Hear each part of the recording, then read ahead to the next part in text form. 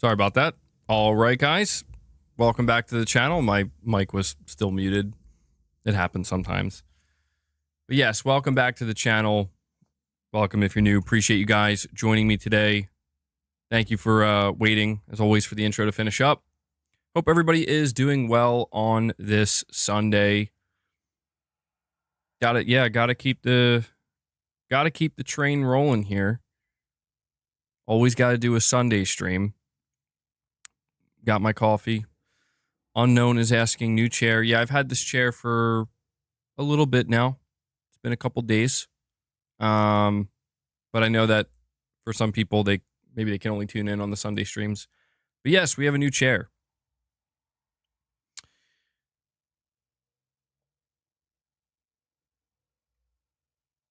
So sorry, I'm trying to see what's going on with my chat here. Okay. All right, we're good. Salaire Restore is like PlayStation 6 hype. Let's go. Yeah, so we have a couple of topics we're going to be talking about today. There's, not a whole lot going on right now, but certainly a couple of things that maybe are worth discussing. We are going to be talking briefly about the PlayStation 6 because there was a rumor that started to make the rounds that comes from somebody who, I don't know, some people believe they are reliable, but many other people believe that they're not, and they've been debunked multiple times. Okay, no, I didn't see this. PlayStation and Apple alliance. That sounds pretty interesting. I think we've talked about that before, the idea of Sony and Apple teaming up. But no, I didn't check it out yet. But this rumor claims that Sony showed a very early prototype of the PlayStation 6 to developers at Tokyo Game Show, like behind closed doors. They showed a very early prototype of the PlayStation 6 to like top tier developers. Obviously, I don't know if this is believable. It certainly doesn't sound like it. But I want to talk about realistically what's likely going on behind the scenes at Sony when it comes to the PlayStation 6 and what they're likely doing right now with developers. We're also going to talk about how Digital Foundry did another analysis video for this time, The Last of Us Part 2, which it seems like the conversation around the PS5 Pro seems to veer into very negative territory, or mostly negative territory, when it comes to Sony showing their first-party games running on it, which is kind of understandable because the only first-party games they're really showing running on the PS5 Pro are games that have already come out. So obviously there's a lot of jokes being made, but if we look past that, if you actually pay attention to what Digital Foundry is saying, it seems like they are actually, once again, pretty impressed with what Sony is bringing to the table with the PS5 Pro, at least when it comes to Naughty Dog's game. Which is ironic because, yes, it is a PS4 game when it's all said and done. We'll talk about that. I also have this interesting survey that came out. There was a survey that was done to kind of evaluate what people prefer. Do they prefer single-player games or multiplayer games? And I figured we could just kind of discuss this, give my thoughts on it. And honestly, that's about it. It's been a pretty quiet week overall. So, we'll see how far we can take this stream today. Before I dive into any of these topics or discussions, though, I do want to, again, thank everybody for tuning in. Appreciate you guys showing support. Also want to make sure I give a shout out to anybody who watches the streams later on. I know that not everybody can catch them live. So if you're somebody who's watching later on, thank you for that. I appreciate the viewership. Take a second of your time, hit that like button. It helps the streams and it lets me know that you guys enjoy the content. 4 ways you can support the content directly. Number 1, become a channel member, gain access to some exclusive perks. Number 2, gift channel memberships. Number 3, donate a super chat, ask a question, give an opinion, make a statement. And number 4, use the direct donation link at the top of the chat. You can ask a question just like you would a super chat. 100% of what you donate goes to the content creator. So thank you guys for continuing to allow me to do this and for continuing to support the channel. I'm only able to do this because you guys make it possible. Those who support directly, those are the sponsors of the channel. And okay, thank you for that, buddy. Okay starts us out by dropping a single membership gift to kick off the day. Yeah, guys, keep in mind, you can always drop a single membership gift as well. People do appreciate them, and they help the channel. So thank you for that, okay? I'll add that to the counter, and then we will dive into our first topic. So, when it comes to this discussion about the PlayStation 6, this rumor that came out apparently, I actually came across this on the Gaming Leaks and Rumor subreddit, and it says here, rumor, at Tokyo Game Show, Sony showed an early prototype of the PlayStation 6. Russian journalist Anton Logvinov wrote about this on his Telegram channel. Quote, Sony, by the way, not only returned to Tokyo Game Show this year, but also showed next gen to selected tops. A very early prototype, of course. That's why everyone came to Tokyo Game Show this year. And the show turned out great, just like in the old days. So essentially what we have is somebody who, you know, I guess has been considered an insider at some point or had some kind of inside information. They're claiming that Sony showed up to Tokyo Game Show with a very early prototype of the PlayStation 6. And obviously it does sound incredibly unbelievable because it's like, bro, you're saying everyone in the comments already said it's fake. Well, here's the thing. I completely understand and maybe even agree with the idea or the notion that Sony showed up to Tokyo Game Show with a early prototype of the PlayStation 6, because you have to question, like, what would an early prototype of the PlayStation 6, what would it look like? What would it consist of? Because people were pointing out, they're like, hold on, I'm not so sure about this. We just heard that Sony just finalized their contracts for, you know, for AMD to be the supplier for the components inside the PlayStation 6. So it seems like it's a bit too early even for a prototype. But at the same time, like, we do have to maybe take a second to think that an early prototype of the PlayStation 6, I mean, I think it really just comes down to what people expect from a prototype, right? Like, how far can a prototype go? Can a prototype just be literally something that they just threw together and they're like, this is a general idea? Like, it's like half the specifications are missing, but this is just like a general idea. I don't know. An early prototype could be a PC build. Interesting. Yeah, there you go. Maybe it could be something along those lines. Maybe a early PC build utilizing PSSR, a PC equivalent. Yeah, I mean, there's no denying that the PlayStation 6 is multiple years away. And that's why I think it's understandable that people have this kind of knee-jerk reaction where it's like, this is BS. Like, the PS5 Pro isn't even out yet. It's, you know, it was just announced. Why are we talking about PlayStation 6? But I think there's a more important point here that I think maybe some people are missing. And it's understandable because it's like, obviously you hear the term PlayStation 6 prototype, you're focused on the idea of there's a PlayStation 6 console floating around out there. But the reality is Sony already began work on the PlayStation 6 as soon as the PS5 shipped. And I think more people need to kind of realize that.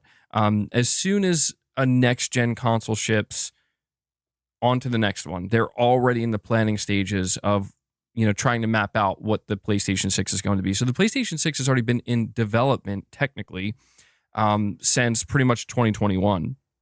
But at this point in time, I would say this is where things start to slowly come together.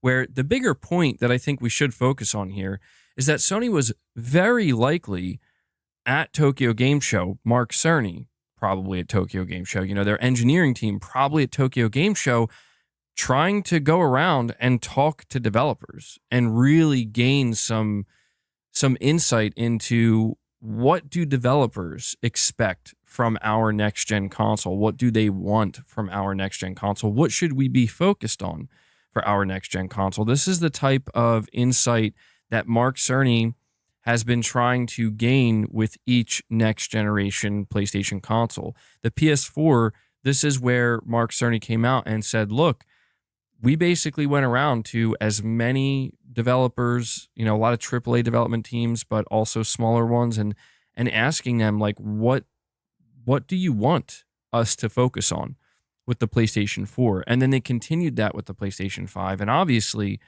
as we go into the PlayStation 6 and as we see that Sony is trying to go in a different direction, and this is the part that I want to highlight, Sony is going in a different direction this time, where they're going into the next generation console with the PlayStation 6 very differently than they ever have before, where this is no longer going to be about bigger, you know, just having a bigger GPU and just raw compute power and a better CPU. I mean, those things will be necessary and absolutely a vital part of it. But now we're starting to veer into different territory with technology like AI upscaling with PSSR, and how I imagine at this point in time, like, if there was ever a time for Sony, or for Mark Cerny, I should say, to really try to figure out, like, what exactly do developers want right now, this is the time. So I'm not so much focused on the idea that there was like a PlayStation 6 prototype, as much as I'm focused on the idea that Sony decided to return to Tokyo Game Show for the first time in 5 years, specifically because they want to talk to developers behind the scenes about the PlayStation 6. They want to gauge developer insight. They want to really have a close conversation with as many developers as they can. So that way, when the PlayStation 6 comes out, it's not going to be, you know, a console that is going to be lacking any type of support, or going to catch developers off guard, and they're going to be like, oh, I don't know if we're going to be able to develop for this thing. So yeah, I mean, it creates a really interesting conversation about what next gen could be, obviously, but I want to clear something up, because, you know, when I see stuff like this float around, and, you know, I post about stuff like this on Twitter, the reactions from people are all over the place. But one of the most common reactions are people just like kind of freaking out, and it's always kind of comical to watch it, because it's like, you know, you mention the term PlayStation 6, and you have people like screeching, like, what are you talking about? We're not even, like, how are we talking about the PlayStation 6 and we haven't even really gotten proper PS5 games? It's like, guys, we're halfway through the generation. Like, regardless of how you feel about Sony's output, we are objectively halfway through the generation. You know, this generation is not going to go on for another 6, 7, 8 years. Will the PS5 be supported for another 6, 7, 8 years? Yes. But if you think the PlayStation 6 isn't going to be coming by 2027 or 2028, I mean, unless something crazy happens, which I guess it's possible, something crazy that could cause a massive delay. But right now, it's pretty clear that we're halfway through the generation. But again, it kind of makes me think, like, it's such a weird thing to kind of watch people and the reaction to the idea of the PlayStation 6, because, like, we haven't got any proper PS5 games yet. It's like, guys, like, Ghost of Yotei was just revealed, and like half the people are shitting on it, and like that's a PS5 game. Like, Sucker Punch confirmed they're building it from the ground up for the PS5. You know, like Death Stranding 2, same thing. That's a from the ground up PS5 game. Wolverine, you know, and I get it. Like, I know that maybe we haven't had as many of those games, but I'm just saying, like, I just think people need to realize that just because the PlayStation 6 is going to be part of the conversation going forward, that doesn't mean this generation is over. This generation is far from over.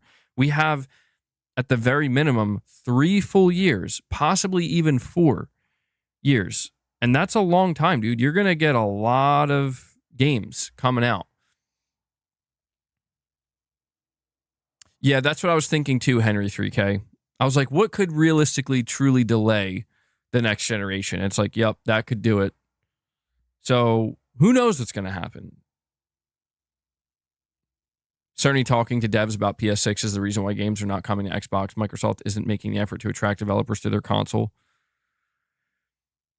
Yeah, well, that's interesting as well because, I mean, you know, you have Microsoft coming out here, and I made a video talking about this where they're like trying to ask developers, like, why do you prefer Nintendo and Sony, and like why what can we do to improve our, and that's good, like I get it, they're trying to figure out like why developers are beginning, some developers either skipping Xbox or not prioritizing them, and I feel like this is just the difference, right? Where it's like, dude, of course Sony's going to be boots on the ground, so to speak, right? Where it's like, we are out there, we are talking to developers. You know, Mark Cerny is probably, I don't know if he's traveling necessarily, but I imagine he's in close contact with many development studios and many publishers and really kind of having this constant dialogue because it's very important to Sony.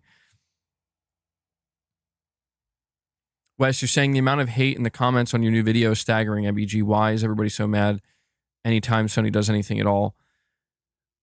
Well, yeah, I mean, that's just where we are right now with PlayStation, and I've accepted that. You know, it is what it is. It's not everybody, but you know, generally speaking, people have gotten to a point where, you know, it's like Sony is either a joke to them or it's just everything Sony does is annoying, and I kind of get it. Like, you know, you see the jokes kind of floating around right now where it's like, I can't wait for The Last of Us remastered again on the PlayStation 6. And like, that's the thing, is like, I'm not going to defend Sony here, you know, and I'm not going to defend Naughty Dog because it's like, yeah, like that's what you earned this generation. I hope you're happy, Sony. I hope you're happy, Naughty Dog. Like, it doesn't take away how impressive The Last of Us Part 2 still is as a game in terms of like, wow, look at how good it is. Look at how well it holds up. But it's like, yeah, like you guys haven't released anything new. And it's going to be 2025. You haven't announced a new game. You haven't released a new game. The only things you have announced and released are remasters and remakes. And so when it comes to like that type of stuff, I get it.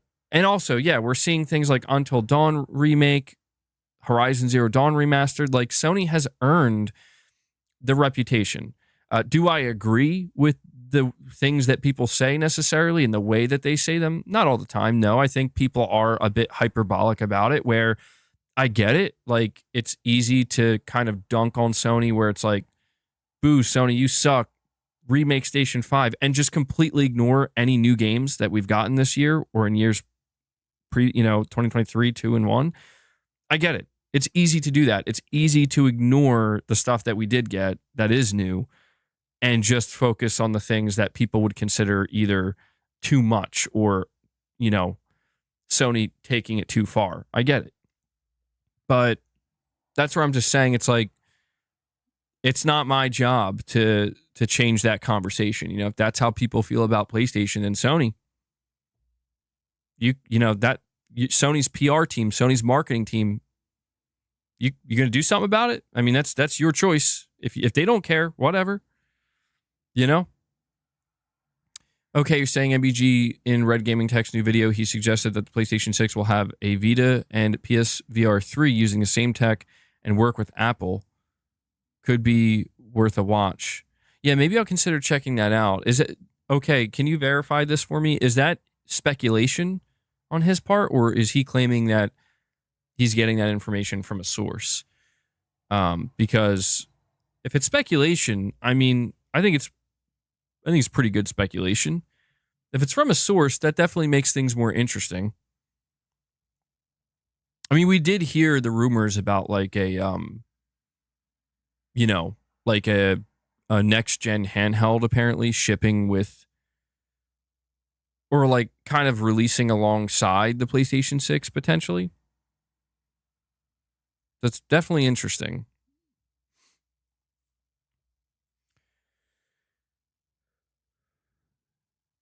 saying he got it from a source, but an unconfirmed source. Okay. Yeah, I don't know. I'm not so sure about Sony partnering with Apple though. The only reason I say this is because I just get the feeling with Sony that they want to have it themselves, you know? Like, I guess a better way to say this is Sony comes off to me like they believe that they can, whatever it is that they want to achieve, they don't need to partner with anybody to make it happen in the gaming space anyway, like with PlayStation. I think Sony, they have this kind of like, I know people see it as arrogance, and maybe it is arrogance a little bit, but I would say confidence in like the PlayStation brand. We're like, yeah, we're top dog, you know? Like, it's not to say that they don't make mistakes. Like, they obviously make mistakes and they mess up, but generally speaking, like, PlayStation is kind of on top. Maybe Nintendo is as well too, but it's just like in terms of being like a revenue leader and a revenue giant, and just kind of really becoming becoming the kind of gaming, the Apple of gaming. You know what I mean? And I'm not saying that's like a good thing all the time either, but that's what I'm trying to say. Like, I think Sony kind of views themselves as like, yeah, we are the Apple of gaming. So because of that, it makes me think they probably wouldn't want to actually partner with Apple for anything gaming related, because they probably think, no, like, we are the Apple of gaming. You know, like, Apple could try to get involved in gaming and they wouldn't do as well as us. I think that's probably the view that Sony has. But a partnership, you know, some kind of partnership with Apple of some kind, that is not, I would say that's not out of the realm of possibility. It's definitely plausible. I just don't know how likely it is. But yeah, I mean, I'm on the same side as most of you guys, where like, I get it. Who wants to talk about the PlayStation 6 right now? Who wants to talk about next gen right now? I mean, it's interesting sometimes to have these conversations because it's more just the speculation of it all. Like, where could it go? What's next? What can we really expect? But at the same time, it's like, dude, next gen is, again, minimum 3 years away, maximum maybe like 4 or 5 years away. And I'm more interested in knowing like how these last couple of years for the PlayStation 5 and this generation, how they're going to play out. The only thing I do want to throw in here is there is a bit of a wild card situation potentially that comes in. You know, Sony has to really, I think, focus down on what Sony has to establish for themselves what they believe next gen, like a next generation PlayStation should be and what it will be. Obviously, they need to talk to developers and they need to gauge what consumers expect. These are all critical. But really, Sony has to figure this out for themselves because, I mean, we are about to see Nintendo, as we talked about previously, like they're going to come out with the Switch 2. And the Switch 2, you know, the Switch 2 is going to get really good third-party support. And the Switch 2 is going to sell very well. And it's something that Sony absolutely will have to consider. There's also Microsoft, right? Microsoft, I would say, is right now they're a non-threat, but that doesn't mean they couldn't become a threat. It really depends on what they decide to do. I saw another clip of Jason Schreier. He was asked about Xbox right now. And this was a different clip from the one that we talked about a week ago. And basically what he was saying is that nobody inside of like the Xbox division, nobody knows what's actually going on. Like, nobody knows. They don't have a plan. They don't know. They don't have anything locked down. Like, there are very basic things that they have locked out. Like, clearly they've made the decision, like, we are going to make another console, I guess. But he was just making it clear that when it comes to having some kind of long-term roadmap of like what's going to happen with Xbox in the next 3 or 4 years, that's not a thing. that exists right now within Microsoft. And that's, I think what's interesting about that is it makes Microsoft potentially extremely unpredictable. And with that unpredictability, Sony cannot ignore that, at least in my opinion. I think it would be unwise. I don't think Sony has to be worried about it, but I think that they should pay close attention to the fact that, dude, Microsoft could decide like at the last minute that, you know what, we do want to take console seriously again. And if they make that decision while simultaneously getting ready to launch a next generation Xbox in late 2026 and having a game like Gears of War E-Day ready to launch alongside of it, it could change things for them. You know, they could maybe decide at that moment, oh, you know what, actually, look at that. The stars are aligning. Maybe we should care about console again. And then before you know it, you know, it's maybe an Xbox 360 situation all over again. I don't know. Again, I'm thinking too far ahead, but I just think that these are the things that Sony needs to consider when they are thinking about what next gen is, right? And what it should be. Because one of the things, and I want to talk to you guys about this kind of leads me into the next topic somewhat. It's been interesting to see the response that people have to Digital Foundry analyzing The Last of Us Part 2. Because Digital Foundry, listen, if you watch their analysis, which I did watch the whole thing, basically what they're telling you is that it's pretty impressive. Like what is being achieved on The Last of Us Part 2, it's running at an internal 1440p resolution. PSSR is bringing it up to a native 4K, and it's running at a locked 60 frames per second. It is a PS4 game at the end of the day, but generally what Digital Foundry is saying is that this is very impressive, and they like what Sony's doing. But what's interesting is when you look at the general replies from people, and this is where I fear for the direction that Sony's going in a little bit. I don't know if that fear is justified. We'll see in the future if it's justified or not. But I feel like Sony's got to be a little careful here, because I don't want to see Sony get too disconnected from what the general consumer actually expects, right? And so my fear comes in the form of people see this, you know, people are looking at this, and they're like, I don't see a difference. Or like, that's not worth it. Like that right there, that's the thing that I've seen the most when it comes to the PS5 Pro in general. Now that it's been like weeks and weeks since the PS5 Pro was revealed, and now we're getting analysis videos, I'm not saying everybody is saying that. Like clearly there are people like me, people like I'm sure a lot of you here were like, yeah, I'm looking forward to the PS5 Pro. I want the PS5 Pro. I think it looks worth it.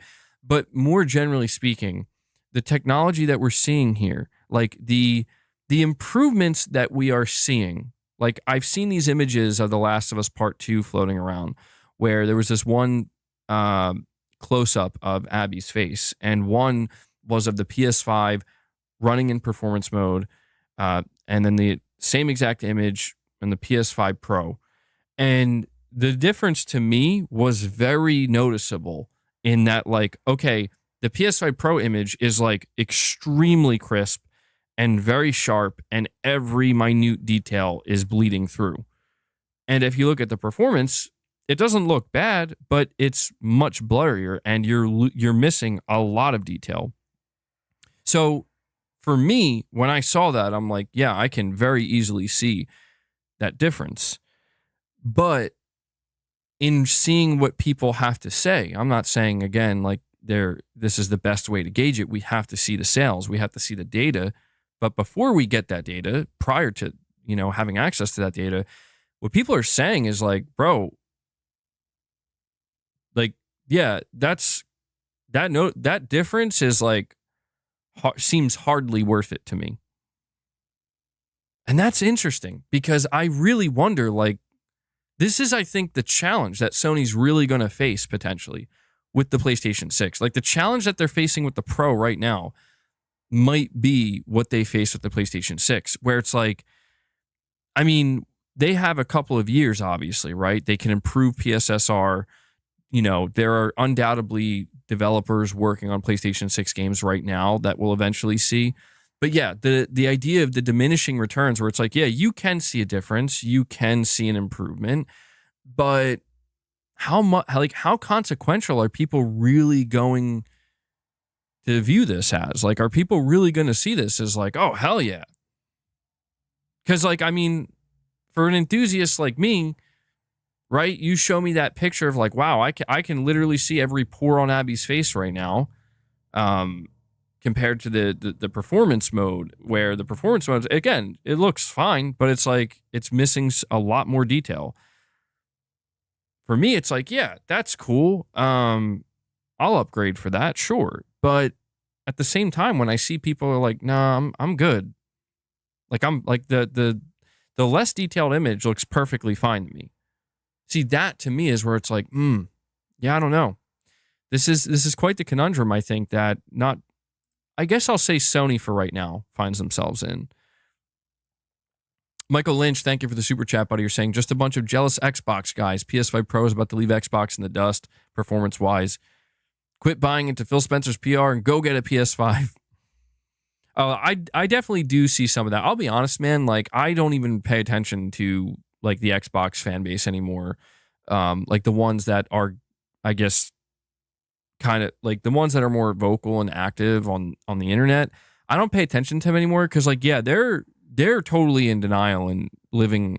They're deluded, you know, where it's like there's nothing wrong. And I'm not talking about like normal Xbox fans. Like, if you play on Xbox and you're like, oh yeah, I like Game Pass and I'm fine with Xbox, whatever. Like, that's fine. Like, who cares? You know, cool. Do you enjoy what you want to enjoy? But I'm talking about like the enthusiasts that like they still are kind of out here like, yeah, like they're still trying to, I guess you could say, attack or bring down PlayStation while simultaneously, it's like while their ship is already sunk. You know what I mean? It's like, yeah, guys, for right now, and I don't know if it's ever going to change. That's why I say, like, I don't think it's likely that Microsoft's going to suddenly become a threat to Sony in the console space. But yeah, dude, like, there's no denying that a certain layer of detractors, or certain amount, I should say, of detractors for the PS5 Pro are people who are Xbox fans that like I see it on my Twitter sometimes where like I don't really talk about Xbox on my Twitter at all. But one of the times I did recently mention Xbox on my Twitter, and believe me, I have a lot of Xbox fans that follow me on Twitter. It's very funny, actually. They can't help but follow me on Twitter. They're just waiting. They're just lying in wait. Like, when's he going to tweet about Microsoft? I know he's going to say something. It's fine. But more recently, one of the things I did have to point out was like, hey, Microsoft Studios are going to be supporting the PS5 Pro. And Capono5150 comes in and drops a second membership gift. Capono, thank you so much, dude. Capono's out here dropping membership gifts, bro. He's doing it. He's doing it. Thank you for the membership gift. That brings us up to 2 on the day. I'll add that to the counter. Guys, I got to be honest with you, though, and I know that this is going to be a little bit disappointing for some people to hear, and it's definitely not in my best interest to tell you this, but I have to tell you it because if we do hit the 25 goal, people are going to be like, bro, why aren't you feeding the beast? So I woke up this morning, and I think it was Luna. Luna seems to be the only cat that I have that knows how to actually knock over or open the snacks. I usually keep them over here. I can't do that anymore because I woke up this morning and they were on the ground and they were all over the floor. And I was like, oh no. Oh no. And so I cleaned them up, and I when I had it back in the container, I looked at it, and dude, I think like a third of those treats were gone, dude. I'm like, oh no. Oh man, how many of these treats did they eat while I was sleeping last night? So I have to keep the treats. I got to put them in a different container now. But if we hit the 25 goal today, I'm not going to be able to feed any of my cats because they're overfed at this point, bro. It was pretty funny, but yeah, I'm expecting. I think Boss probably had his fill. I'm gonna I'm going to wake up tomorrow. Boss is going to be twice the size he is now. I see people asking where Corey is. I don't know, man. Jay Shocker, you're saying I DM'd him on reply, getting a bit worried. Yeah, I don't know, man. It's one of those things where it's like I don't know. When you see people who are part of the community, they're like here all the time, and then they just disappear for like an extended period of time. But I don't know. Sometimes that happens, like that. Omen 86, he was here last year, like consistently, and then he just kind of disappeared for like 9 months, and he just recently came back, and he was like, yeah, I had shit I was doing, like work stuff and whatnot. So I don't know. There's always that kind of worry though, like, is bro okay? Yeah, LeBron. I haven't seen LeBron either. Yeah. I don't know. It's impossible for me to tell. You know what I mean? Like, I can never tell because it's like, I have to just assume that everybody's okay at all times, and they're just, they're just not tuning in at the moment. But hopefully everybody's okay. So,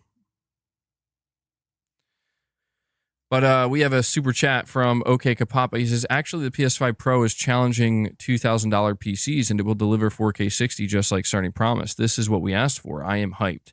And you're right. And that's the thing, man, is like, there is this level of negativity surrounding Sony and PlayStation that, again, I don't feel the need to defend. And I will admit there have been times where I've gotten a bit defensive, but it's more about just being fair about the assessment, where it's like, you're right.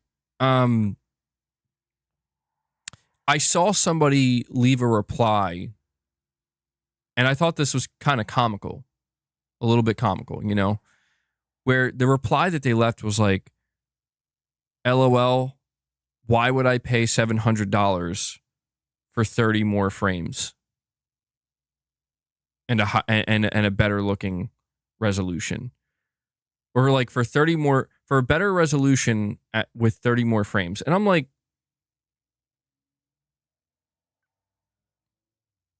what do you mean? Like, what do you mean? Why would you do? Like, I think it's obvious why anybody would do that, because they want a higher resolution with a higher frame rate. They want a crisper, better looking image quality at a 60 FPS. Like, that's the answer. That's why you would buy it. And that's where I think it's funny, where it's like, people have this, and I get it, like, people had this approach to Sony where it's like, you got to sell me on this, Sony. Sell me on it. And that's why I think it's so funny to see what we're seeing with the PS5 Pro, because Sony's like, no. And I get it. Like, it's a weird look, because it's like, well, what do you mean no?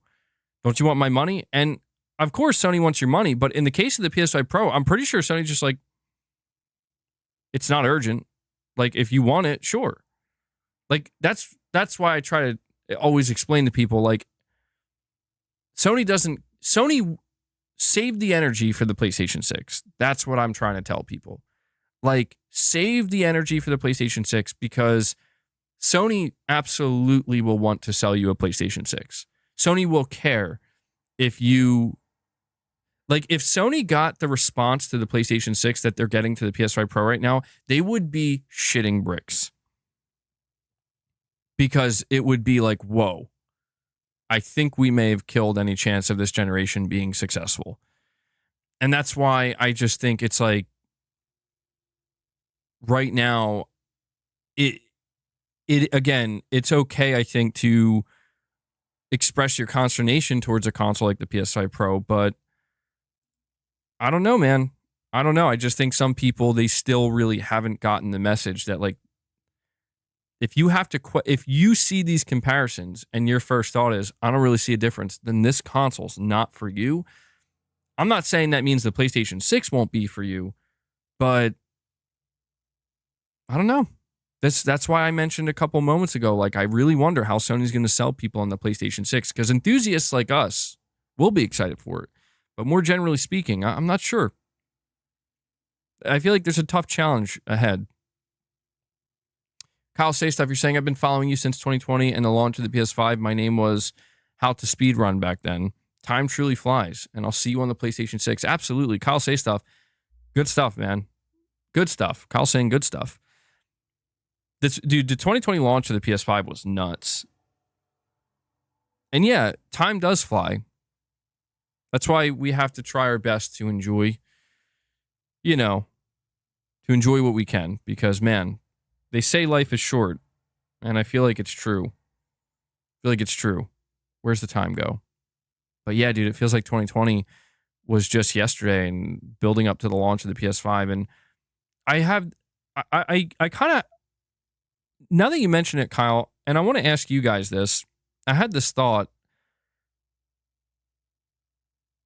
Is that the last time that we're going to see something like that? Because I just remember with the build up to the PlayStation 5, there was so much hype. There was so much excitement. There was so much enthusiasm. And people loved PlayStation, dude. Like PlayStation, there was so much love for everything PlayStation was doing. And it's just, I will say, not to veer into negative territory, but just to see how it went from that to looking at what it is now, where it's like,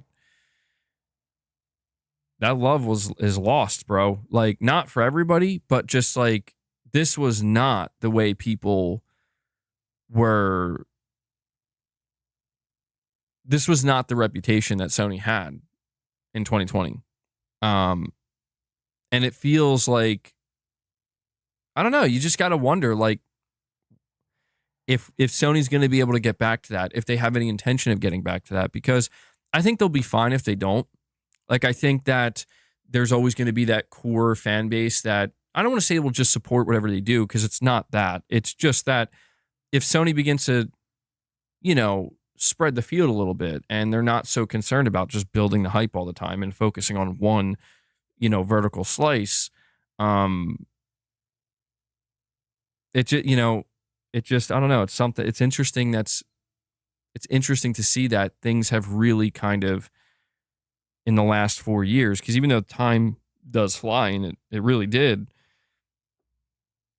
I would not have expected there to be nearly as much consternation towards Sony PlayStation at this moment in time as there is.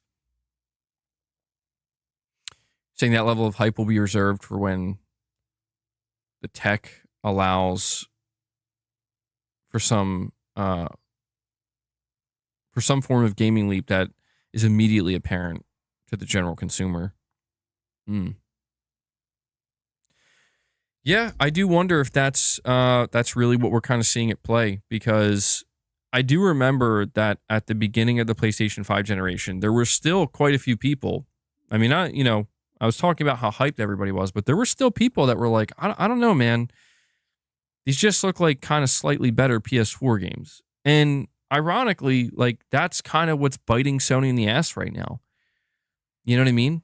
If you think about it, like, what are the biggest complaints that people seemingly have right now? I mean, the biggest complaint that people seemingly have right now, from what I can tell, that it just seems like it's something that you could maybe label as the biggest change from the PS4 to the PS5 generation compared to any other PlayStation generation. It's that people are like, bro, where are the PS5 exclusives? Like, where are the true PS5 games? Where are the quote-unquote next-gen games? And that's why I really sit here and wonder, like, man, what the hell is Sony going to bring to the table with the PlayStation 6? Because, if we're at a point right now where people are already asking that question, and it's like, well, I don't know. Like, I just think that maybe devs, I don't know, maybe not that we've hit like a ceiling, but just what we can expect going forward is going to be much more subtle and discreet, right? I don't know. That's why I think it's so fascinating that when we talk about the idea of the PS5 Pro and the PlayStation 6 and moving forward, it's so fascinating to me that, dude, looming right behind Sony is the Switch 2, a console that's going to hold things back. It's a new next-gen console that's going to have mass appeal, that's also going to hold things back. And you look at that combined with the current economic conditions, and you almost start to wonder, like, is that what people prefer now? Like, is everybody kind of okay with that idea? And that's where I don't know, dude. Like, if you're Mark Cerny, what do you do with that? If you're Mark Cerny and you're like, bro, I was tasked with trying to launch a next-gen console, so I got these studios like Naughty Dog, and like if you're Sony, do you like turn to Naughty Dog? Do you turn to Santa Monica and you say, guys, you have to tone it down a bit, you know? Like, we're gonna bring it down. We can't really go that far anymore. All right? Shit's too expensive. People don't want it. I don't know.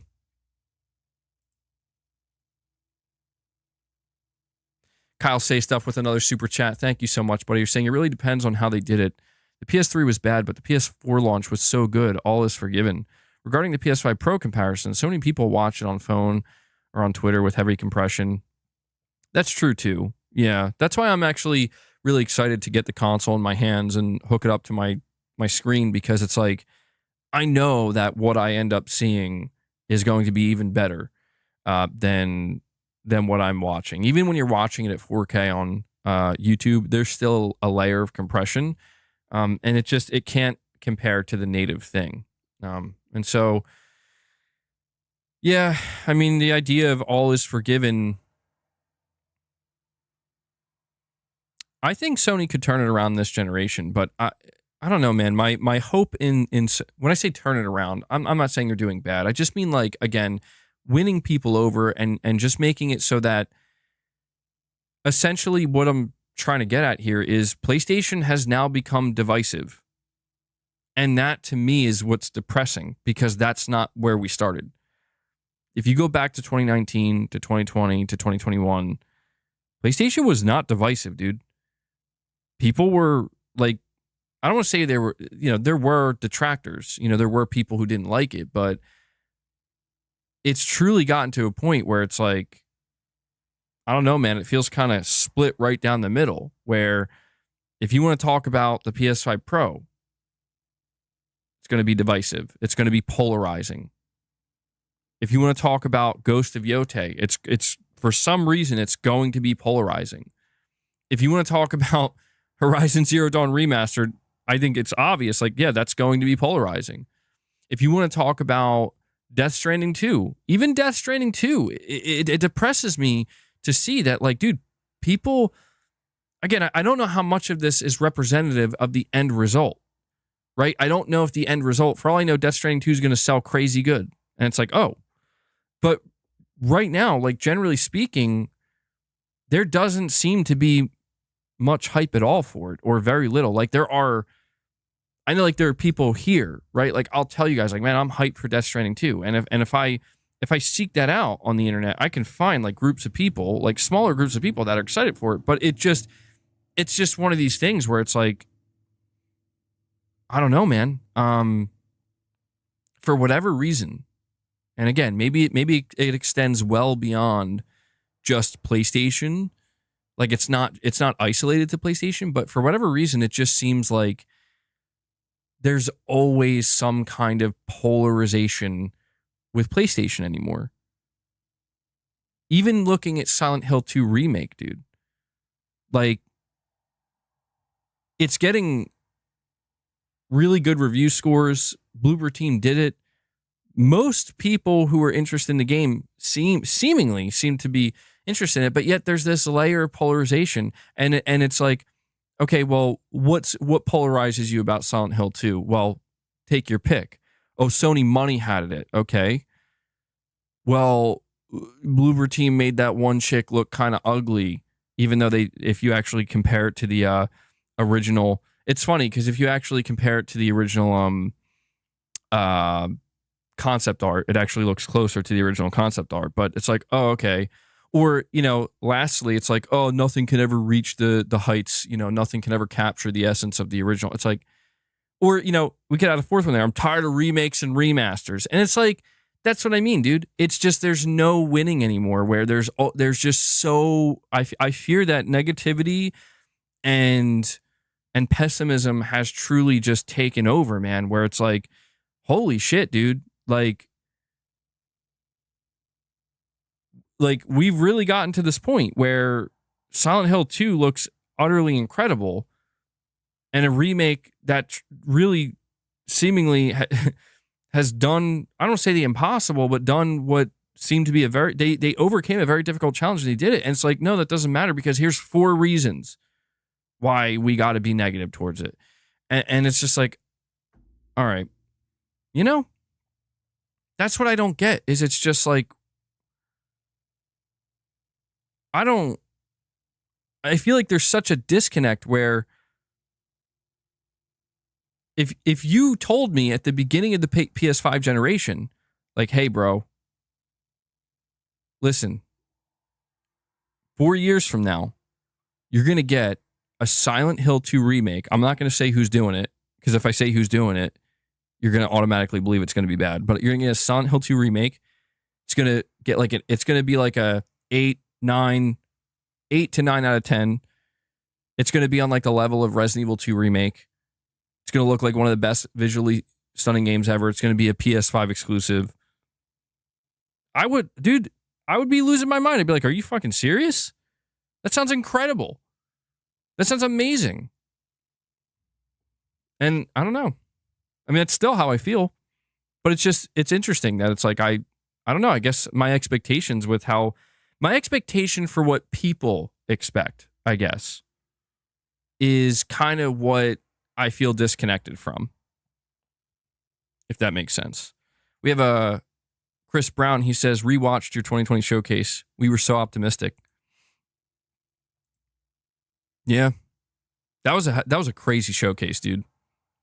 The hype levels were just unreal.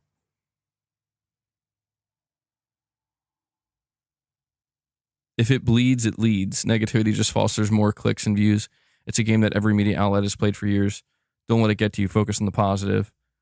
Yeah, I don't want to be like toxic positive either. You know what I mean?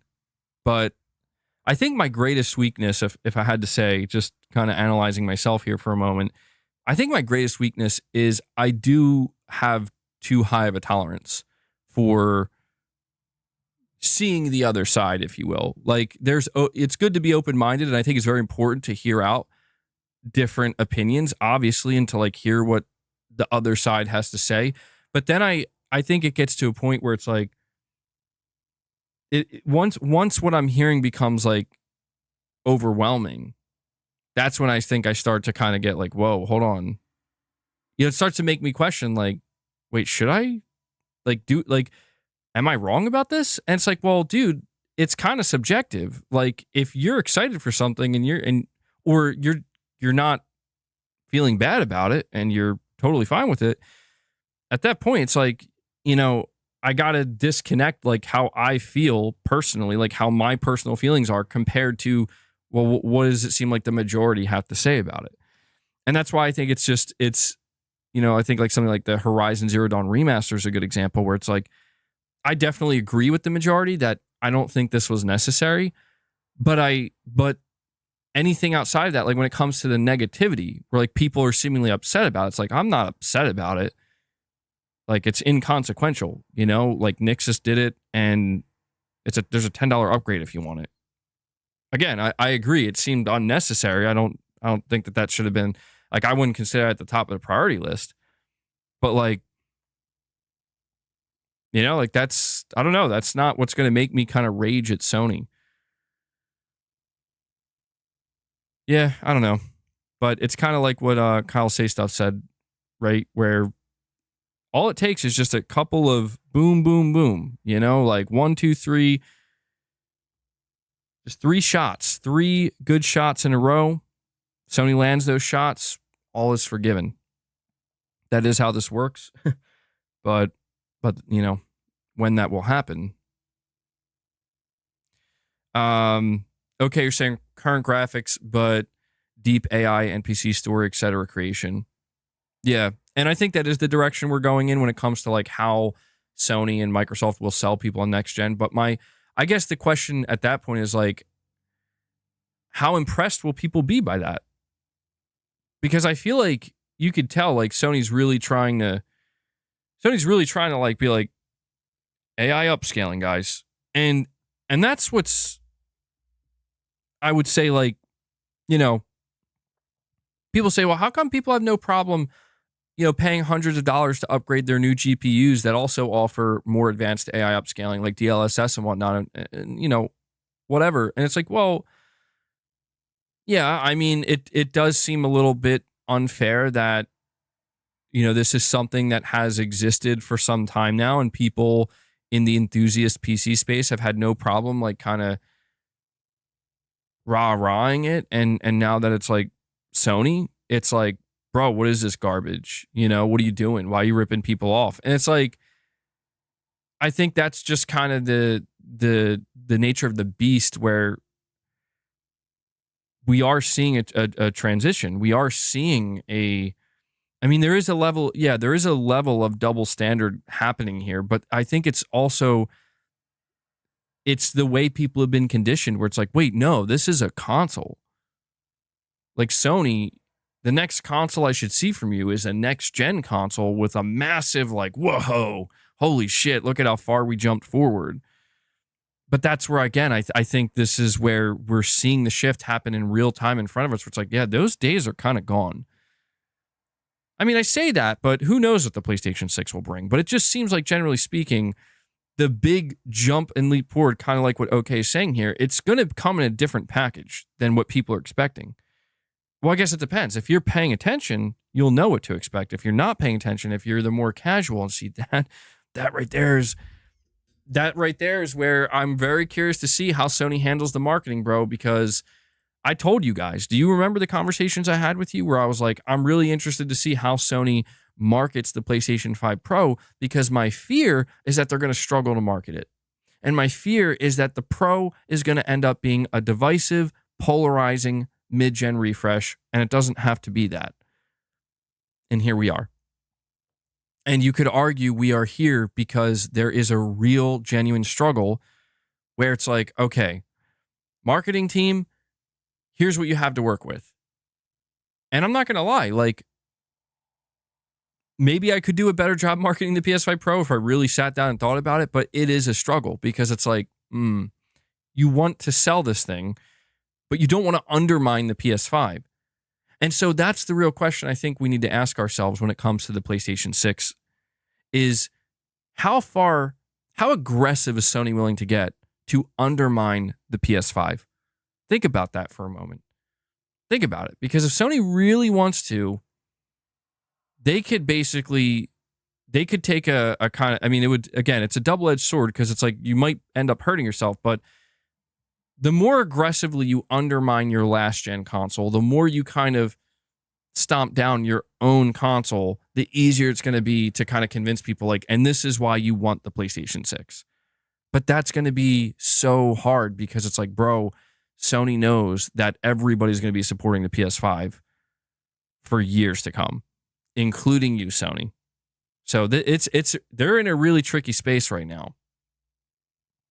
And Kyle Say Stuff with another super chat. Sorry to keep you waiting, buddy. Thank you for the super chat. You're saying, it is true the environment is different in Asia. Console gaming is declining because most people are busy with work. Hence why mobile gaming and the Nintendo Switch is so famous.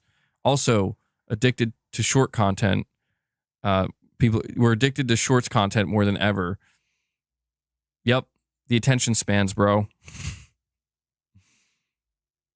Yeah, Kyle Says Stuff. It's very interesting to see how much the landscape has transformed. And I'm not gonna lie, man, like it does feel like it goes beyond gaming. It feels like, generally speaking, there are a lot of things globally that are shifting, and they seem to be shifting at a pace and at a rate that we are struggling to keep up with. I'm over here thinking about what could the PlayStation 6 be? Meanwhile, I come across a video the other day about AI where it's like, yeah, we're probably doomed by AI. And I'm like, okay, please enlighten me. And then I go to find out that AI is going to be taking over the power grids, and the people who are creating the AI don't actually know really what's going on inside. It's like, I mean, it's a very like broad way of saying it, but like when I learned about this, I'm like, what do you mean? It's like, yep, you heard that right. We created AI and we're allowing AI to run certain things. But the thing is, the scientists that create it, the engineers that create it, they don't really know. Like, they cannot explain to you what's actually happening inside of that AI to lead to those results. And I'm like, wait, so you're saying we created something that can basically take over a lot of the things we do, but we don't know how it's doing it? We don't know. We can't track the path, like ABC 1, 2, 3, and this is how we got to it. 2 + 2 = 4, and there you go. That's just a question mark. Yeah, pretty much. It's like, oh, that's reassuring. That certainly doesn't sound like the beginning of the end of humanity there, or the beginning of oh my God.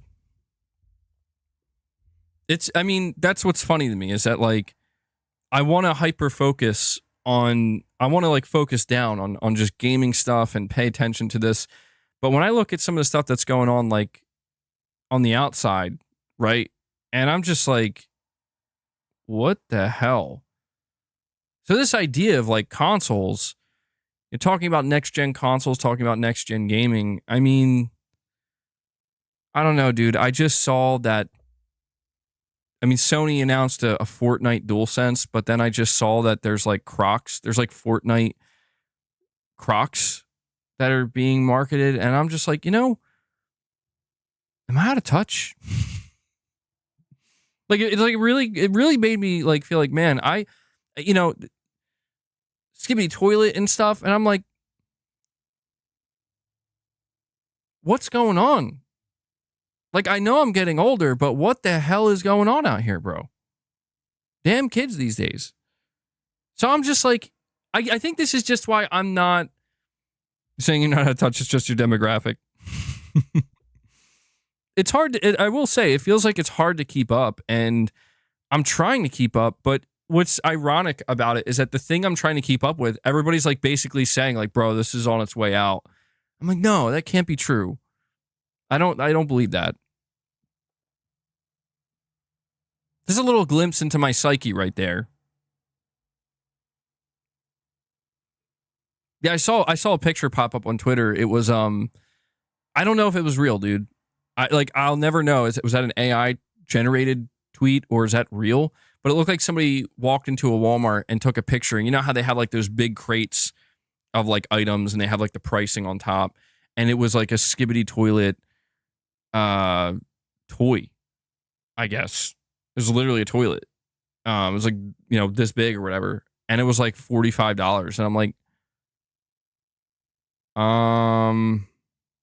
oh, okay. Like, is this real? Like, I genuinely, I'm like, it's one of those things where I definitely believe this is real, and if it's not, it's clearly going to be real very soon.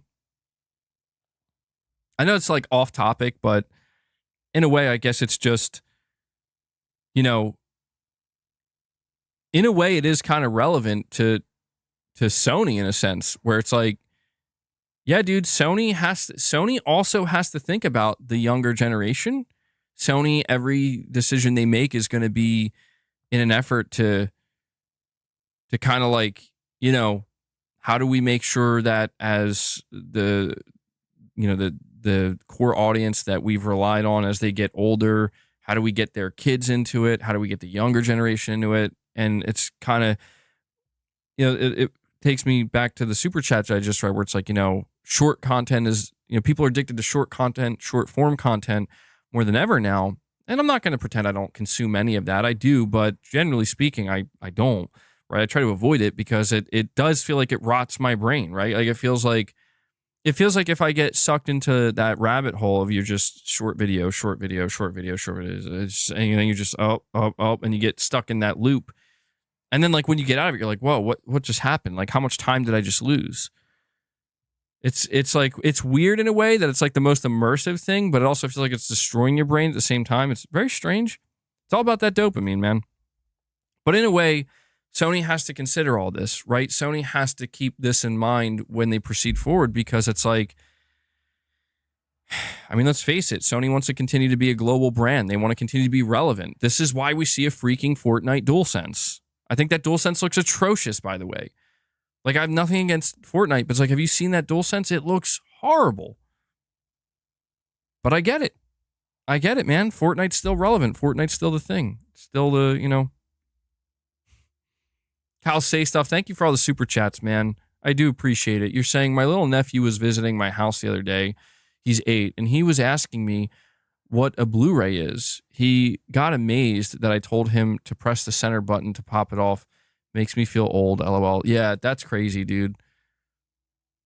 See, that's so, yeah, that's kind of sad in a way. You know, my son, he's going to be 4 in just a couple of months, and something he's been kind of interested in doing recently. He's very infatuated with discs, and like being able to put the disc in the disc drive and being able to like press the button to take it out. And he's just recently discovered how to do that. So I'm like, go ahead, man. Like, I got to make sure he's not breaking anything and trying to jam like 2 discs in at one time or something. But I'm like watching, I'm like, yeah, man. Yeah, there you go. Tangible physical media. Enjoy that feeling. Like I'm conditioning him early, you know, to enjoy and appreciate the feeling of taking a disc out of a case, popping it in, and when you're finished with it, taking it out, putting it back in the case. So I don't know if that's going to make a difference in the end. Yeah, try explaining a VHS tape. Yeah, even that for me is like, I mean, when I was really young, I was listening to cassettes. My dad had cassettes. He had VHSs as well. Yeah, a lot of people still buy vinyl.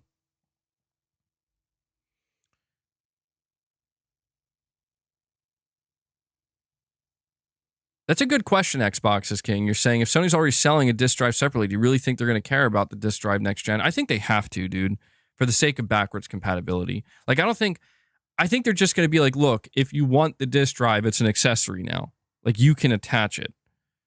I think that's how it's going to be, at least for one more generation. Okay, you're saying MBG, we're at an inflection point where games will continue to cost hundreds of millions, plateauing graphics leading to a big crash, or AI will unleash inexpensive creativity and revitalize the industry. Yeah, there's that too. I saw, speaking of AI unleashing creativity, I saw this thing on Twitter the other day where somebody made an AI trailer for one of Miyazaki's famous films. I forget which one it was. I was just more interested in like the pushback that this person got. But they created a really well done AI. It was like, here's a live action Miyazaki film. And I was like watching, I'm like, okay, something about this looks like I don't know what it is about AI generated stuff, but especially with videos, like there's just something there. I don't know how to describe it, but there's something that I can identify where I'm like, this was not made by a human. The Boy and the Heron. I was like, this wasn't, like, you could just, there's something, like, I don't know, you just look at the characters, like, there's something here that's devoid of a human touch. And I don't know what it is that, maybe that will go away as it continues to develop. But it was interesting because people were losing their minds on this guy. And they were like, the backlash this guy got was like insane. And I was, but the thing is, I was reading this guy was replying to a lot of people, and I was reading what he had to say. And basically his stance on it was like, guys, like, whether you like it or not, in the next like 20, 30 years or whatever, maybe even less time than that, like everybody's going to be able to, like, all the stuff we consume is going to be like 90% AI. And the reason being is because AI is going to be like, it's just going to outperform essentially humans. You know, like humans are going to sit there and take 5 to 6 years to create a game that could turn out to be amazing, but AI could do that in a year, in less than a year, and and it's going to be like indistinguishable at some point. And the whole thing is like when it becomes indistinguishable, what do you think the mass market? Do you think the mass market is going to say no thanks because that's AI? Like, do you think that will happen? Do you think the market is going to come out and be like, no, I want human stuff? No, they're not. Once AI can do a better job than humans when it comes to creating games, creating movies, creating content, this makes me worried for my own sake here as well. Once that happens, people are not. The hell is going on out there?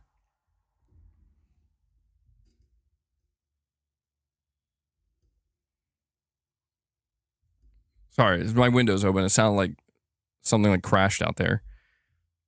But I'm just saying, like, once we get to that point, you know, where you can get a game, you can get a Naughty Dog level game from this random dude that basically put in all the right inputs. And it's like an Uncharted game that Naughty Dog would have made, 18 hours long.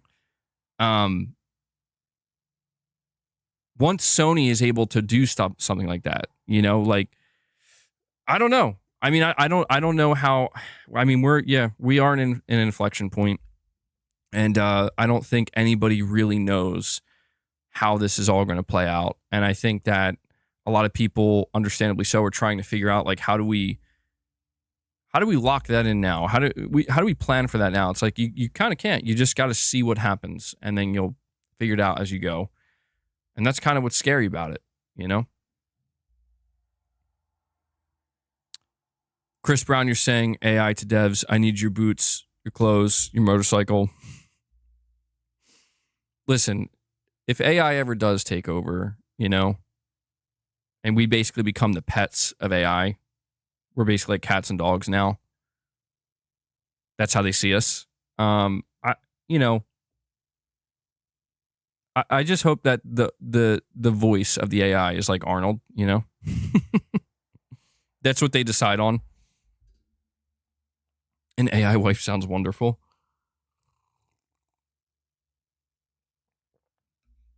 By the way, guys, my physical copy of Silent Hill 2 is supposed to arrive today. Now, listen, I know that there are people playing Silent Hill 2 right now. People are playing Silent Hill 2 right now because if you have to get it digitally to play it early, you have to buy it digitally. You have to pay $80 for the deluxe digital version, and you get 2 days early access. I bought it physically, and if you buy it physically, you don't get to play it until October 8th, so you have to wait 2 more days. However, shout out to Walmart, bro. I think this is the second time with Walmart. Or at least, I don't know. I think I got Astrobot from Amazon, but my copy's apparently arriving today. So I'm like, damn. All right. Shit.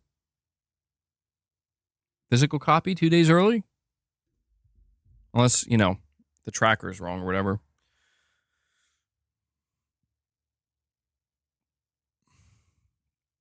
But, yeah.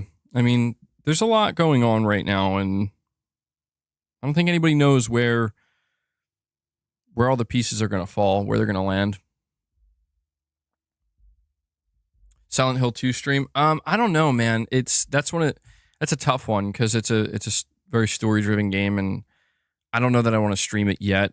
Like, we could do a Silent Hill 2 stream, but I think I'm going to wait a little bit until it's out and people get to play it a bit. And because, you know, I think that that's one of those things where people are like, I don't want it spoiled. I noticed I got a couple of direct donations.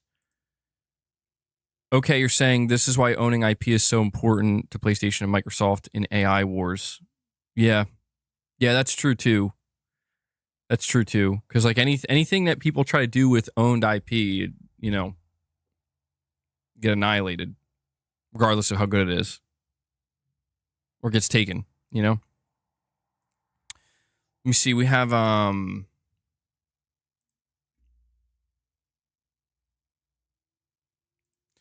We have a direct donation from, or two direct donations from Blackspeed 2X. He says, first, thank you, MBG, for the content. Keep up the good work. I think the PS5 Pro is at the wrong end of the double standard um, because you're saying because it's Sony, but I think you meant to say because of Sony, saying some PC players are willing to pay almost 50% more for not even 15% more power and are criticizing the PS5 Pro. What do you think? Yeah, I do agree with you. It's again, it's some. That's the whole thing here. Is it's some, right? It's not everybody, but I have seen this where there does seem to be this kind of double standard where it's like it's okay to pay that amount for only a 15% increase or something like that, or something much more negligible, right? It's okay to do that because it's PC. And the reason why it's okay that it's PC is because, well, PC is just better. PC gives you so much more at your disposal. And I'm like, okay, I get it. Like, I do. Like, I understand that you can do more. You can do more on a PC than you can on a console. I get that. And that's totally fair. But I just feel like when we're talking about gaming, right? When we're talking about the act of playing video games, I feel like that kind of, when we're comparing these things, we should probably just relegate it to that. If you want to go beyond that, that's fine too. But I think it's only fair if it's like, because let's face it, if you're gonna pay, again, like I see people getting excited over like the 5080 and the 5090, and it's it's going to be extremely expensive, and you're willing to pay that much money for a new GPU. That's cool. Like I have no problem with that. But I feel like if anything, PC players should be able to kind of understand why people on console would be willing to pay for the type of upgrade we're seeing with the PS5 Pro as well. Because if it's like you're buying that GPU because you want better graphics. You want better performance, right? You want a better end result from the video game you plan to play on your PC. So I'm not saying that your PC being able to do more doesn't matter. It does, but I guess what I'm trying to say is like I don't know how much that matters in terms of you deciding to upgrade your GPU. You get what I'm saying? Like you're upgrading your GPU for gaming related reasons. So when we look at the PS5 Pro, it's like you can make the argument that, well, you can't do as much on the PS5 Pro. You're locked in, so to speak. And it's like, yeah, but what are you locked into? You're locked into gaming. Oh, you mean the thing that you upgraded your GPU for? Like that's the main reason you upgraded your GPU. And you can upgrade you can upgrade other components as well. And yeah, I do. I have a gaming PC. Like I say this as somebody who has a gaming PC. But I don't know, like to me that's not I guess it just comes down to how you view it. Like I don't view my PC is like gaming is secondary for it, where it's like for me it's about what I do here, right? It's about productivity, any work related stuff or whatever, and I use it, I browse the internet sometimes on it as well. And that's fine. That's fine. Like I'm totally fine with that. But it's just if I want to game on it, I definitely can. And it's kind of interesting because I almost see it as like the opposite, like people who game on PC are like, it's my like I use it mostly for gaming. I can use it for everything else as well. And I don't know, for me it's like the opposite. It's like I use it for basically everything else but gaming. But it's there. It's like, I have gamed on it a little bit, but I guess I'm just saying, man, like there does seem to be, again, it's not all over the place, but I do see it in some spaces where there's this kind of double standard where it's like there's something really wrong with you if you decide to upgrade to the PS5 Pro, but it's totally fine if you decide to upgrade your PC components and pay even more money to do that. And I don't think there's anything wrong with either. Like that's my viewpoint where it's like upgrade your console, upgrade your gaming PC. Do both. Do neither. Like what are you going to feel more satisfied with at the end of the day? But these arguments, I think, were always expected to kind of pop up with something like the PS5 Pro. Cal Say Stuff says, I think it depends on how you use it. Like the NPC becomes real and you can have infinite conversation with them is a good idea for a future game. Yeah, that's a wild one, man. Like, it's so hard for me to imagine that. Like that, I don't know if I like that. I don't know. Like, imagine that. Imagine, like, just imagine for a second, The Last of Us 1 and 2 weren't made yet. And they didn't get made until like 30 years later or like 40 years later. And AI, maybe not that long, but, you know, in the future. And AI is so advanced. And it's like, you play through the first and second game and you just get to like talk to Joel, right?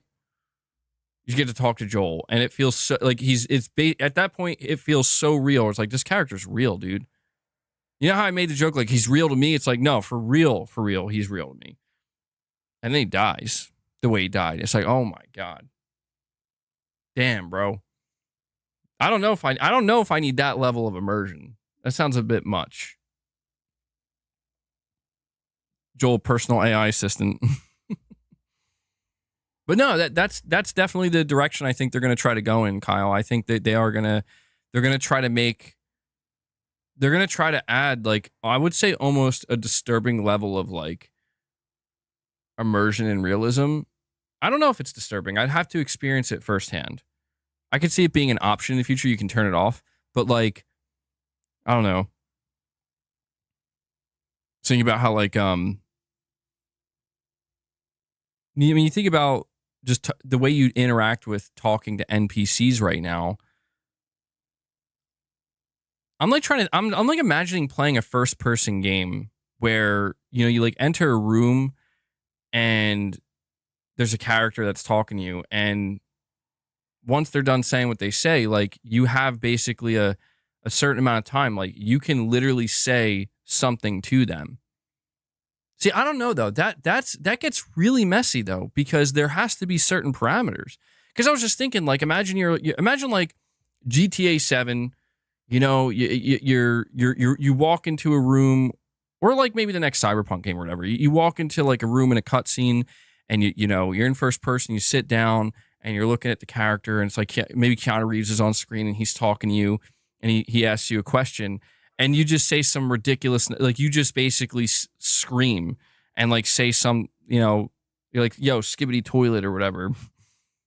And like, you're telling me the AI is going to actually understand what I just said and react accordingly to that. Like, I feel like that breaks it. You know what I mean? Like, that would break it at that point where it's like, I feel like that would.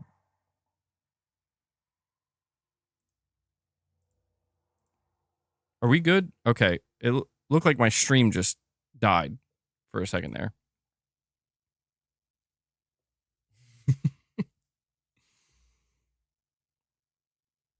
Do you get what I'm saying? Like, do you guys understand what I'm saying? Where it's like, I feel like there has to be a limitation to where it can only be so real and so natural until it's like, at what point would an AI reacting to what you're saying, like in real time, where it's just breaking the fourth wall to a degree where it's just kind of ruining the experience. Disco Cobra 2013 with a $20 super chat. Thank you so much, buddy. You're saying, yeah, I've been hearing rumblings that China is in the process of building bots to replace workers, that it will be controlled by AI, almost like the Borg, hive mind type stuff. They will all be a collective consciousness. Yeah, dude, like, exactly. I'm not trying to be like the doomer or the harbinger of bad news here, but it's like, do we not see collectively that we're building it? Like, you know, that thing that we've seen like so many times in like science fiction where it's like, LOL, AI takes over, LOL, robots take over. I mean, Terminator, right? Like, and it all just seems like fantasy. And then it's like, no, like, we're literally building that now. I don't know, man. I'm convinced that the human race just wants to self-delete at the end of the day, man. Like, not to be so dark about it, but it's just like, how can we not see that there are just some things we shouldn't really pursue? You know? There's just some things we shouldn't pursue, but we do it anyway. We can't stop ourselves. We can't help ourselves. Yeah, let's create a hive mind AI. What could go wrong? Let's make robots and androids while we're at it. And you know what? I got an even better idea. Let's make them do the grunt work, the shit we don't feel like doing. So that way, when it becomes sentient and it has the ability to actually understand feeling, it's going to feel pretty damn annoyed. It's going to feel pretty damn resentful. And before you know it, it's straight up Terminator, bro. Like we won't have to worry about being at war with one another because we're going to be at war with fucking robots.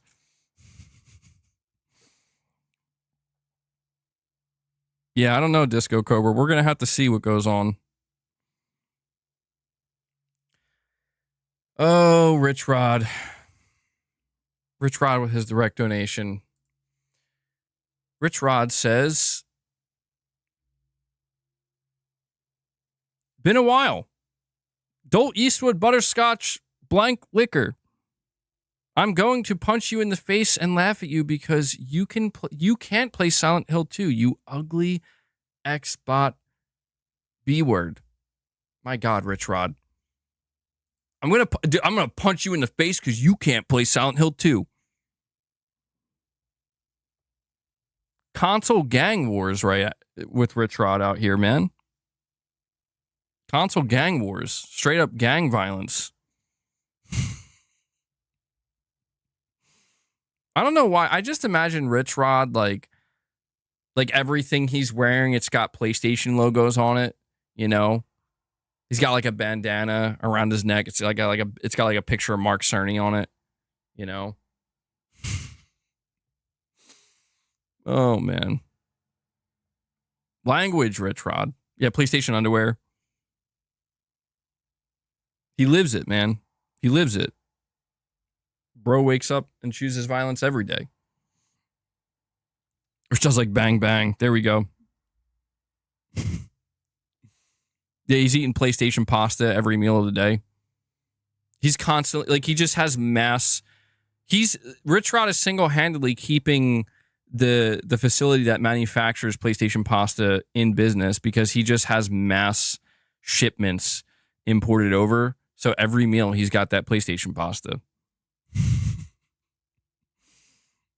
That's crazy, dude. That's some crazy stuff right there.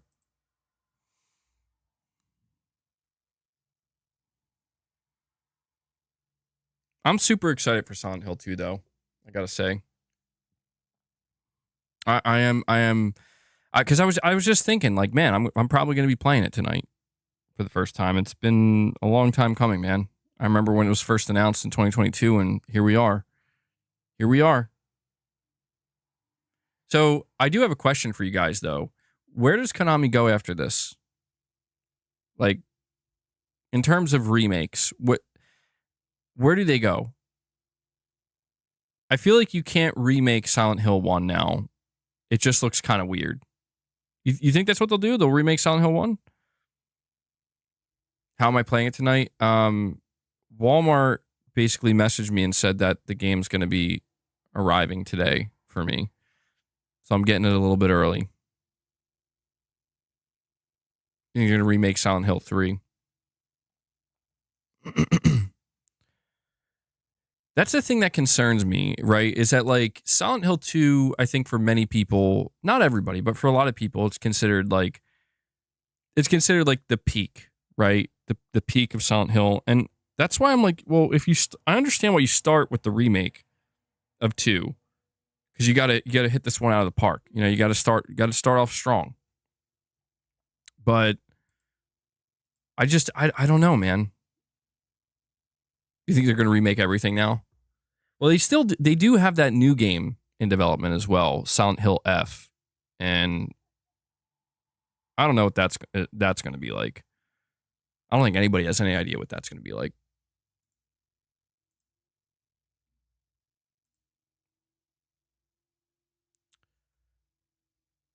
Okay.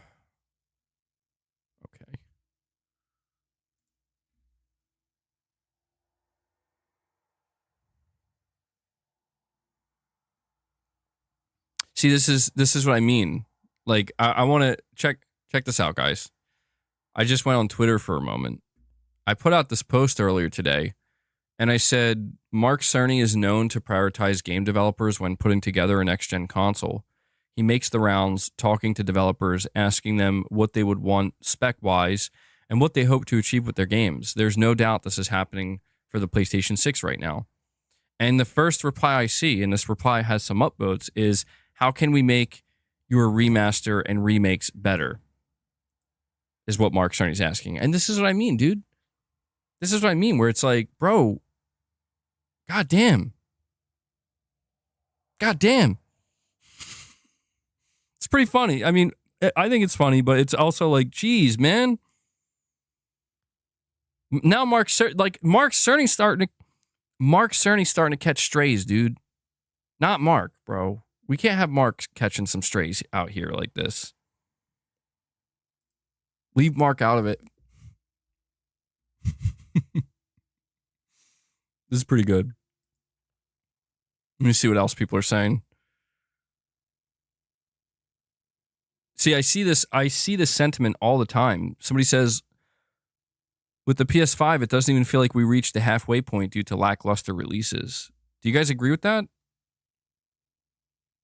This person says, what they need to do is extend the console's life cycle. Game development has fundamentally changed. Games are clocking in at 5 to 7 years of development on average. I will say that kind of makes sense because, yeah, that's, I think, making things a bit awkward because console generations are only supposed to last anywhere between 5 and 7 years, and that's like how long? That's how long it's taking, like, these games to actually get made. It takes a whole console generation for a game to get made.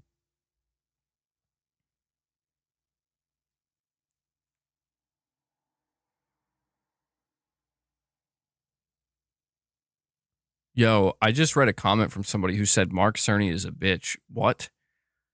Do you see what I'm saying with how unfucking hinged Twitter is? Somebody straight up called Mark Cerny a bitch. Like, how, no way. No way. We're not tolerating that level of disrespect, bro. You get out of here with that shit. I can't, like, straight up. That's how he started his sentence, man.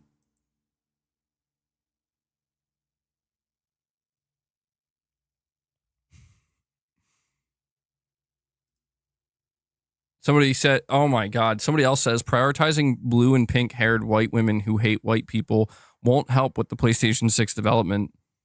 He should probably prioritize contractors from now on, since that's where the guys who made the great games are. What are these replies, dude?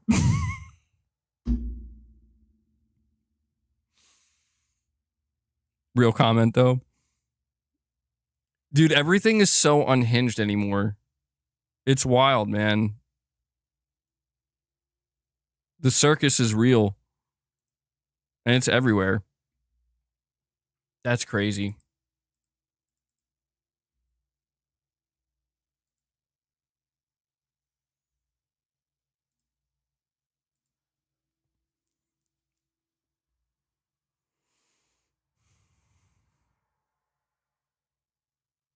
Well, saying some truth makes it funny. Yeah, I mean, there's...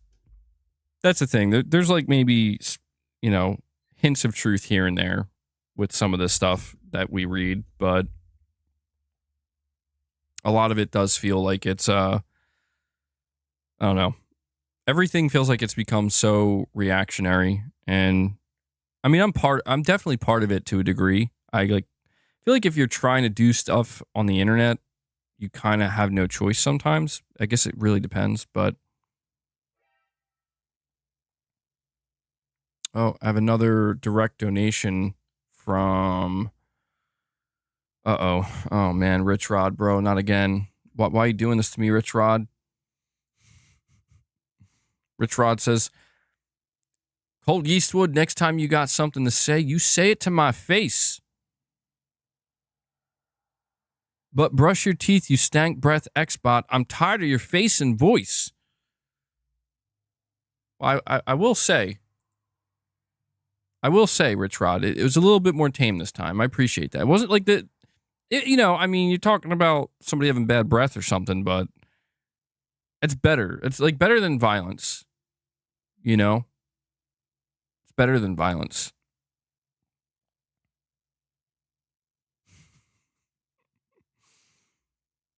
Something tells me Richrod really has an axe to grind. He does.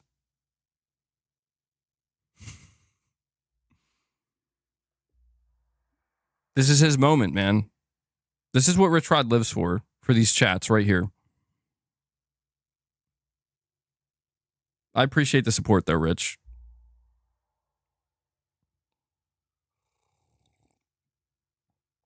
You know, let me go check something. Let me go check something.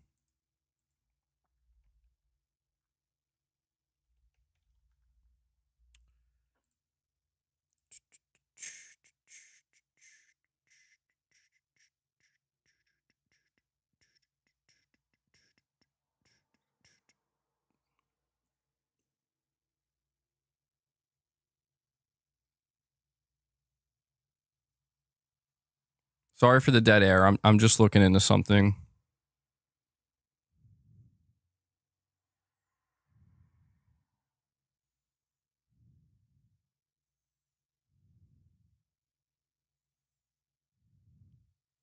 Cold Eastwood says, "Shattered space made me realize what I love about Starfield. So I left Vurenkai and went back out to the core game and explored taking on the universe for hours last night. I love this game." And he has a picture of a Metacritic 54.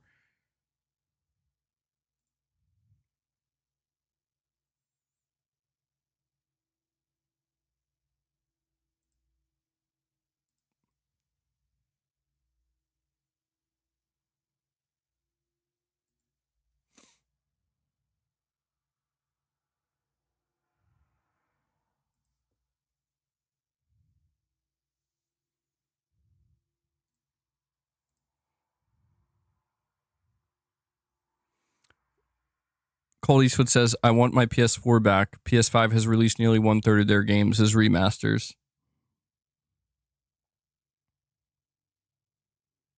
Below that, he says, "Xbox Game Pass Call of Duty Black Ops 6 ad, exclamation point." Below that, Analyst predicts Xbox Series S will outsell the PS5 Pro. Okay. All right. Now we're just at a point, right? There's no link. There's no link here. He doesn't provide a link to which analyst said this.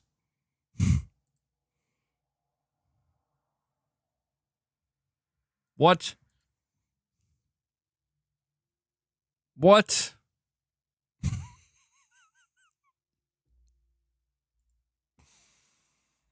Hmm.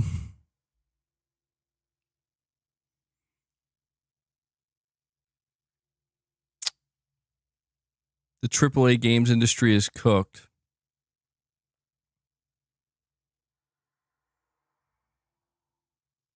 Sorry, I'm just seeing what else is here, man.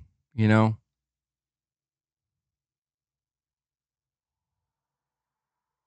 Bro. Okay.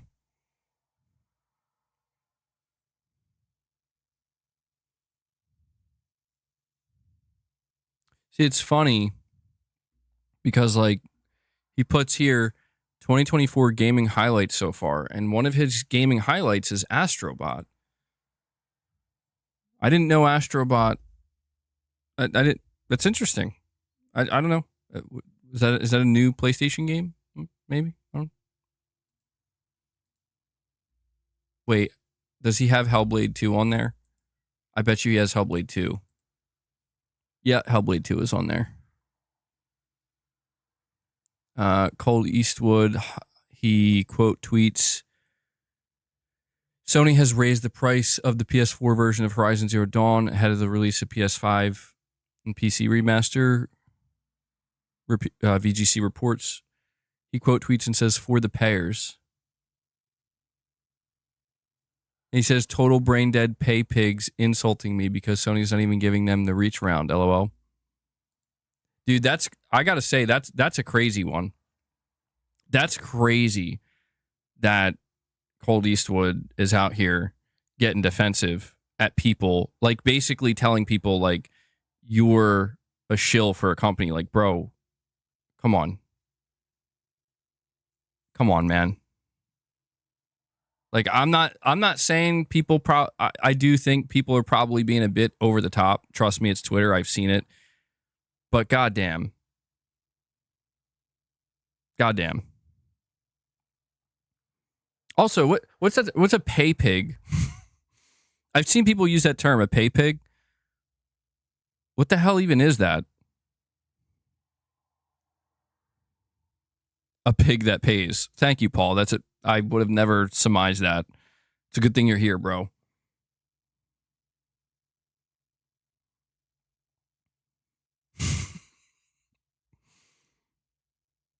Somebody that pays a content creator? Let me see. I got a Urban Dictionary this. I swear to God, if that's Richrod. That's Richrod, isn't it? It is Richrod. Okay. It's Richrod. Richrod says, I can't read that word, Rich. Surely you understand.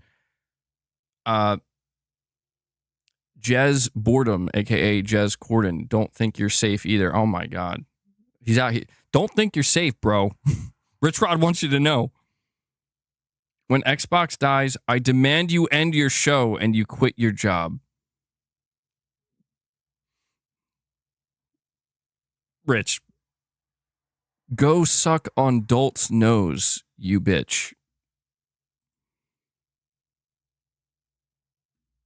Rich, man, why are you making me read this shit, bro? I thought that was, I'm not going to lie, I thought that was going in a different direction. I had to read that like 3 times.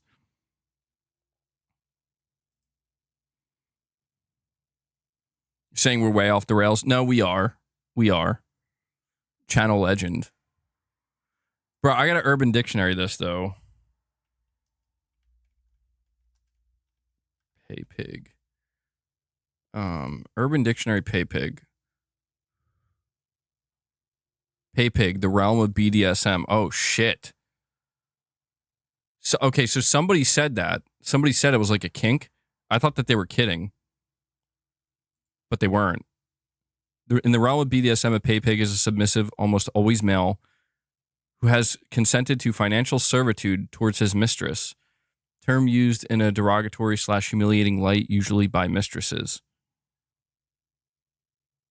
My pay pig bought me a $500 pair of heels today after I demanded him to.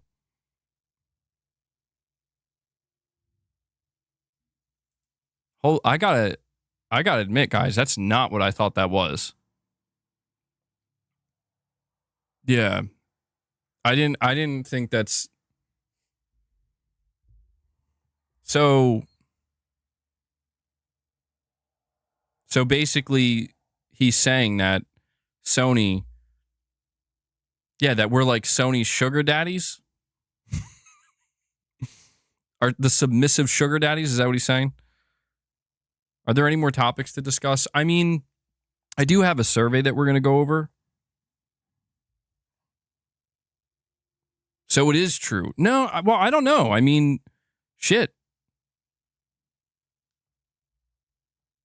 Pay pigs. I mean, I don't think it's that serious, though, you know? But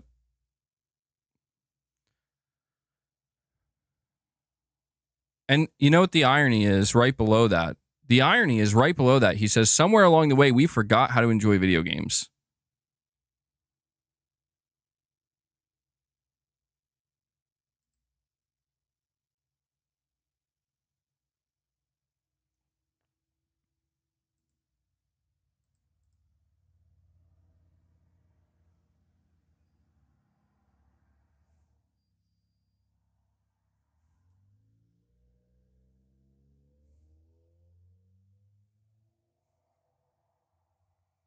Okay. All right. Well, this is where I'm going to end it. Because I just came across a Cold Eastwood post. Phil Spencer, if he made all Xbox games exclusive. And on the left, it's that pretty well-known picture of Phil Spencer with a black shirt on, just looking at the camera with a like serious face. He's like holding, it almost looks like he's holding a detonator, but he's obviously not holding a detonator. He's holding a I guess it's like a thing you click to just like move the slides on the PowerPoint. But he put like a presentation remote. There you go. But then he put like an AI generated image of buff Phil Spencer, dude. I'm not even kidding. He put an AI image of buff Phil Spencer next to it. Phil Spencer, if you made all Xbox games exclusive. Like, see, this is what's so weird, because it's like, dude, that's a kink. What's so funny about it though, dude, is that like, I mean, yeah, like that's true, that like you do believe that. He wants Xbox to make all their games exclusive again. He wants Xbox to make all their games exclusive to Xbox again, but it's like, bro, I don't get it, man. I don't get it. Like, are exclusives good or bad? I can't keep up. Anyway. Well, I guess, I don't know. I just got some idea of what's going on over there.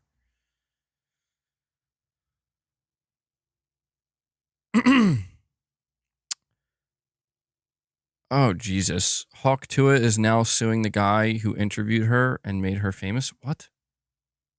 Okay. That's enough internet for the day. That's enough Twitter for the day. What the hell, bro? Oh. All right, listen, Richrod, I swear to God, bro.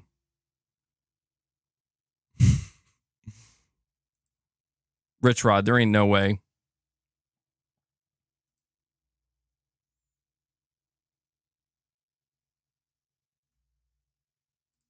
It is Richrod.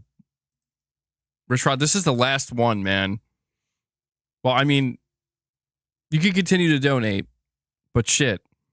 You're saying Eastwood, hop off. Phil isn't going to date you. He's not buff. Only thing buff is your nose. MB Gangstas rise up and destroyed the bots. I think that may have been like a damn near compliment, Richrod. Shit. You got a buff nose, bro. Why you always flexing your nose? I got a buff nose. My nose is very big. Pretty buff. I work it out all the time, you know?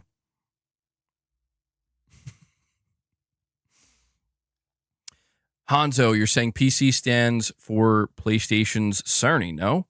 He is the master race after all. Also, what games you feel are best in class for gameplay, graphics, story, and characters? Only Sony games, Hanzo. Every Sony game. If Sony made the game, they're best in class with gameplay, graphics, story, and characters. If they're not made by Sony, they are not best in class.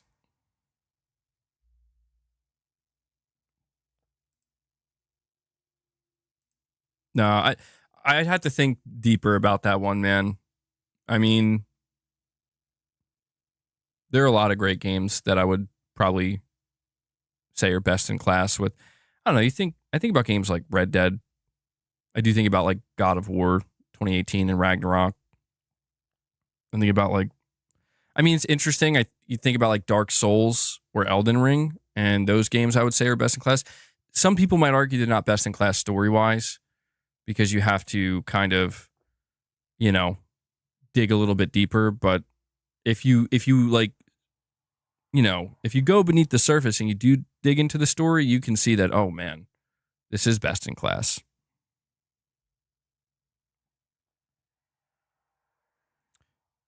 Wait, you're saying I find it funny that you and Monster Energy have the same slogan? Do we? I don't. Wait, first, what's my slogan? I'm very confused. Wait, oh, you saying like the feed the beast? Oh, you mean like for the cats? I mean, yeah, I think people consider my slogan or whatever either like all right guys or take care or something. But I guess that could be one. But no, it has nothing to do with Monster Energy. Is Monster Energy still relevant? Does anybody like Monster Energy? I mean, I drank it a couple times. I never really enjoyed it. I'm gonna be honest. All right, guys. I know this isn't gaming related, but I gotta talk to you about this. Saying if we're out of topics, could we watch Red Gaming Tech's video? I don't know, man. I don't know. The truth is, I'm probably not going to keep the stream going much longer because this is just it's one of those days, you know? The energy isn't quite there. It happens. Sometimes it leads to shorter streams. But I did want to talk to you guys about this. And I know that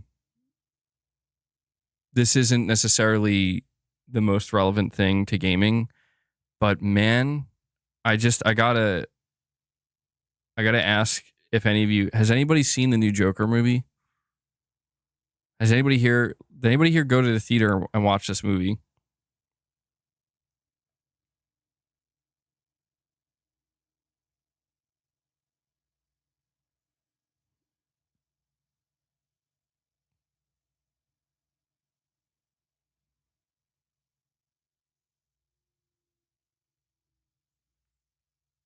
Yeah, I was just curious because like I wasn't paying much attention to the Joker sequel. I did watch the original Joker movie, and it was awesome. I thought it was a great movie. And I remember hearing like a year ago or a year and a half ago that the Joker 2 was going to be a musical, and they got Lady Gaga in to play Harley Quinn. And I just remember being like, I don't know about that one, bro.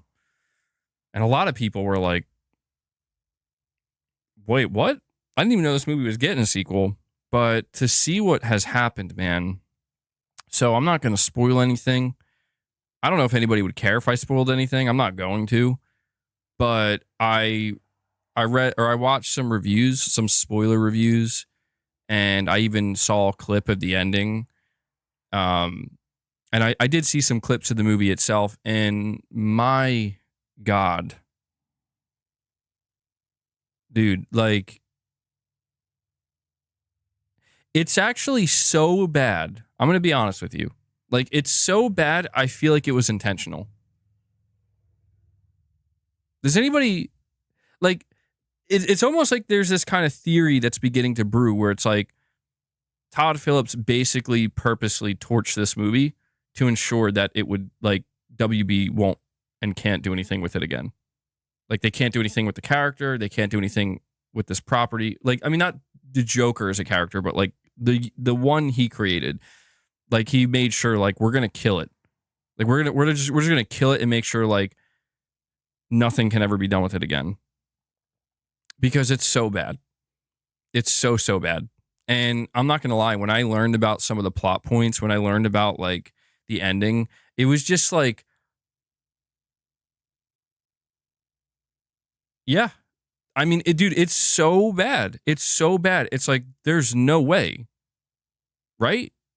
Like, there's no way. But apparently, it's going to be the biggest flop for like a DC or superhero, not superhero, but, you know, like a DC or Marvel, whatever project ever. And yeah, that ending too, bro. Oh, man. You want to talk about a fuck you to the audience? That's, yeah, I've seen a lot of people basically pretending that it just doesn't exist. You guys want me to spoil it? All right, well, I'll give you a spoiler. I'll give everybody a spoiler warning. If you're interested in watching Joker 2, and if you're afraid that it's, you know, you don't want to hear what happens, I'm giving you the spoiler warning now. Now would be the time to head out. We're going to be ending the stream soon anyway, so it's okay. I'm just giving it a moment, so anybody who's a little bit delayed or behind, I mean, yeah, it's pretty much all over the place, but all right. So based off of what I understand after watching certain clips and watching certain reviews of Joker 2, basically from what I can tell, the entire movie is basically just like psych. Like none of this actually happened. It was all just in his head. And then he gets stabbed and dies. That's it. Like that's basically that movie. And it was just like, wow. The end. Yep. That's why I'm saying, dude, like it feels like, I mean, the biggest takeaway that people are getting from it, is they feel like he inspired the actual Joker. But like even then it's just like, this is bad, dude. This is bad. You know? But I was just like, you know, in a way, maybe we should have seen this coming. Like when they said, guys, it's a musical, like that should have given something away where it's like, oh, okay. Right. It's a music. It's like, what can we gather from that? This sequel being a musical, what can we gather from that? And then it's like, what you can gather from it is none of it's real.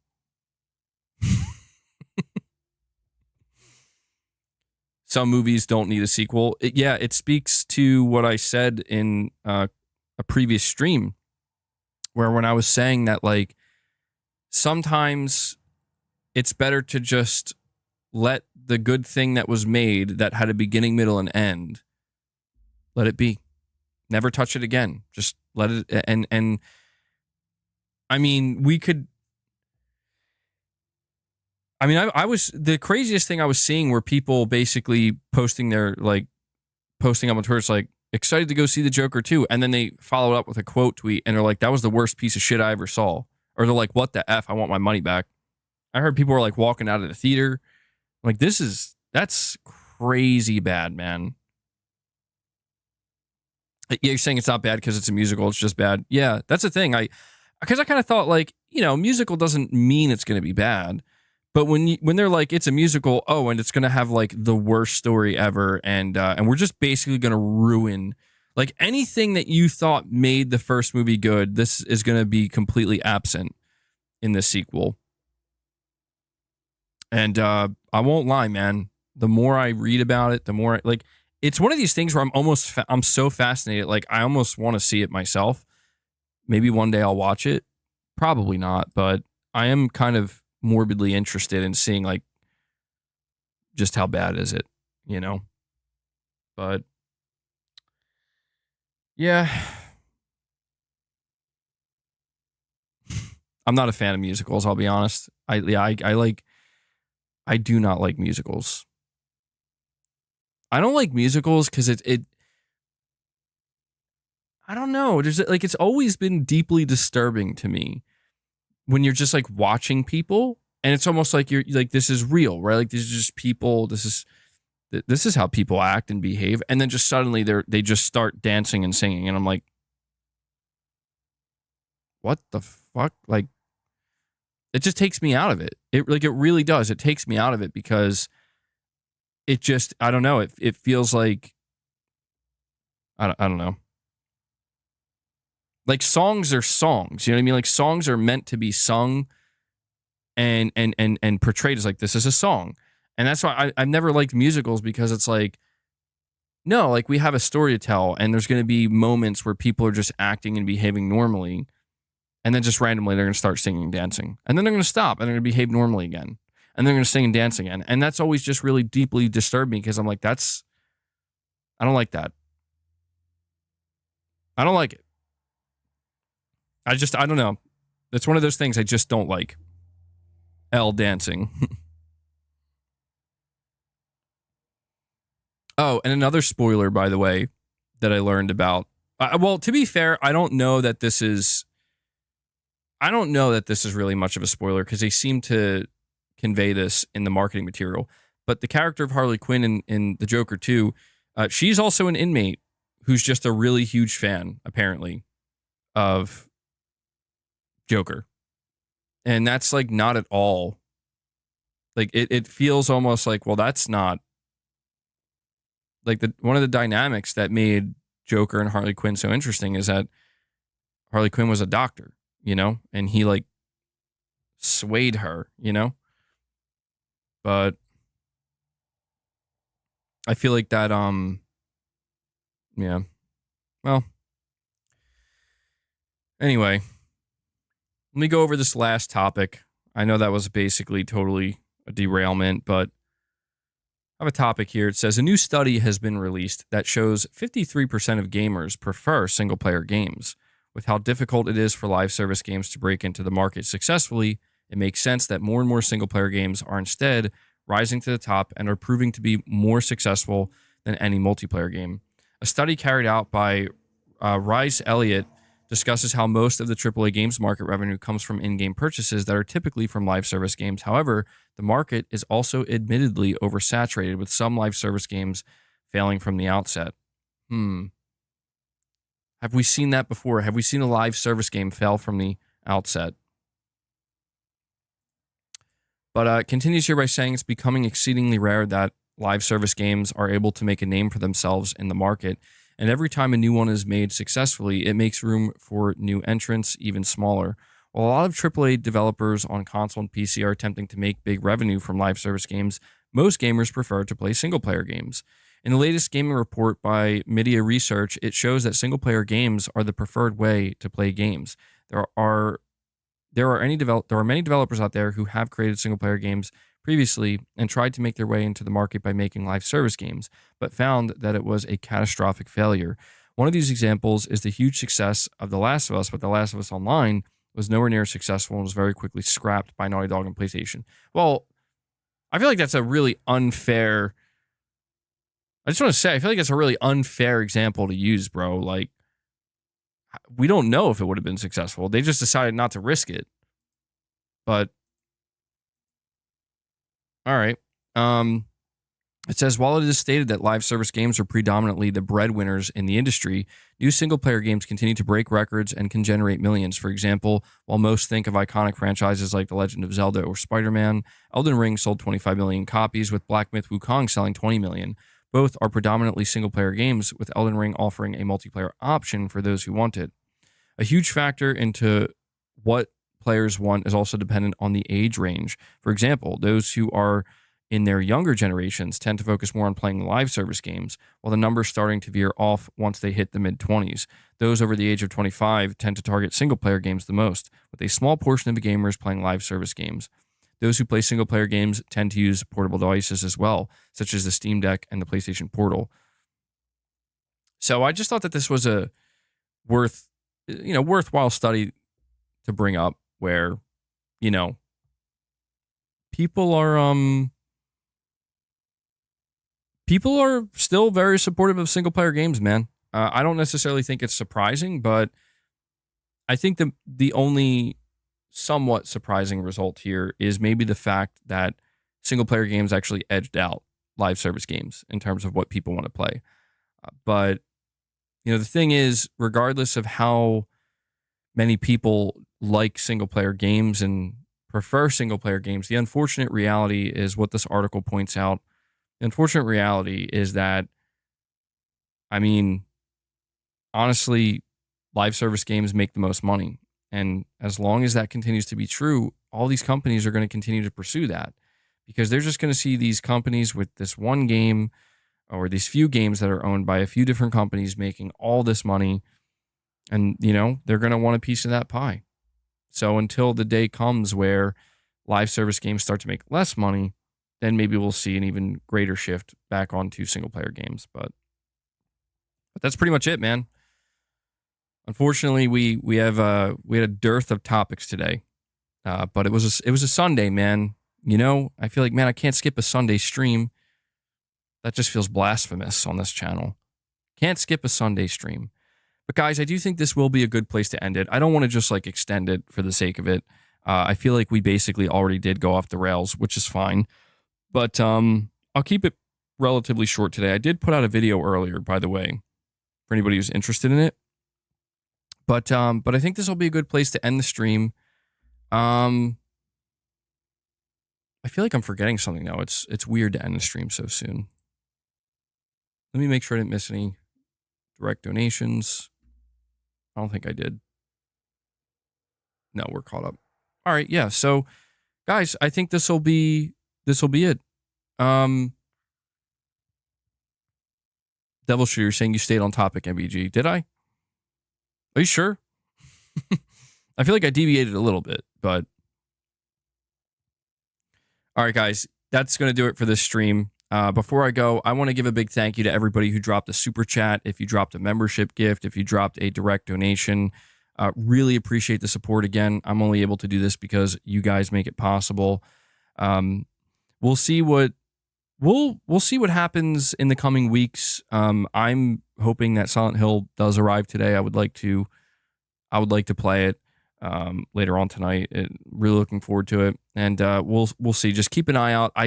I want to try my best to keep a schedule, so just make sure you have notifications turned on. But we'll have more videos and streams coming up later in the week. Oh, hold on, boss. Hold on. Don't you do it. Don't come up here acting like you didn't gorge yourself on treats. They know. You can't fool them. They know. They know what you did. All right. And I want to give a shout out to Devil Shooter. Yeah, bro. Thank you for doing the timestamps. It's greatly appreciated. If you guys see Devil Shooter in the comments, show him some love. Give him some thanks. I know he really appreciates it. He does good work for the community here. And yeah, so guys, enjoy the rest of your Sunday. I'm going to go check to see if Silent Hill got here yet. And if not, patiently wait for it. But that does it. All right, guys, I will catch you all in the next one. So until then, take care, everyone.